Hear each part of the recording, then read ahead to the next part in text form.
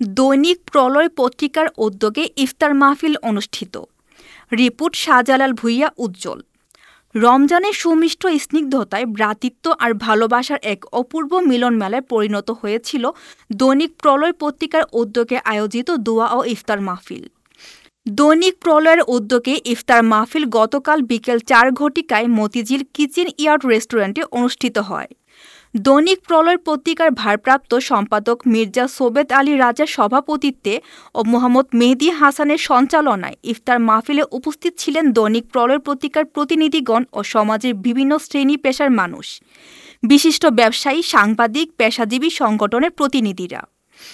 তাদের মধ্যে অন্যতম বাংলাদেশ ফেডারেল সাংবাদিক ইউনিয়নের ভারপ্রাপ্ত সভাপতি উবায়দুর রহমান শাহীন, ঢাকা সাংবাদিক ইউনিয়ন যুগ্ম সাধারণ সম্পাদক দিদারুল আলম দিদার, ঢাকা রিপোর্টার্স ইউনিটির সাধারণ সম্পাদক মাইনুল হাসান সোহেল, ঢাকা সাংবাদিক ইউনিয়ন কোষাধ্যক্ষ খন্দকার আলমগীর হোসেন, বাংলাদেশ ফেডারেল সাংবাদিক ইউনিয়ন সাবেক কাউন্সিলর মোহাম্মদ জাকির হোসেন, ঢাকা সাংবাদিক ইউনিয়ন কার্যনির্বাহী সদস্য নিজাম উদ্দিন দরবেশ, ঢাকা সাংবাদিক ইউনিয়ন কার্যনির্বাহী সদস্য আব্দুল্লাহ মজুমদার, ঢাকা সাংবাদিক ইউনিয়ন কার্যনির্বাহী সদস্য কাজী ফখরুল হোসেন, ঢাকা সাংবাদিক ইউনিয়ন সদস্য এনামুল হক তুহিন, স্বাধীন দিগন্তর সিনিয়র রিপোর্টার আরিফুল ইসলাম সহ আরও অনেক অতিথি।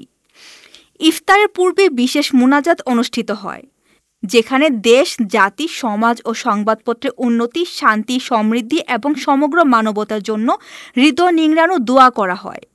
মুনাজাতে প্রতিটি শব্দে যেন মিশেছিল ভালোবাসা, আশীর্বাদ আর আল্লাহর সন্তুষ্টি লাভের আকুল আবেদন।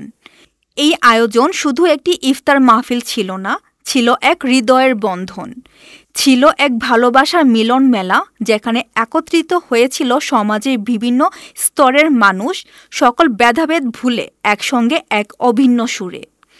এতক্ষণ আপনাদের সাথে ছিলাম রেহানা সুলতানা প্রীতি। পরবর্তী নিউজ আপডেট পেতে চোখ রাখুন news24bd.net এর ফেসবুক পেজ এবং ইউটিউব চ্যানেলে। ধন্যবাদ।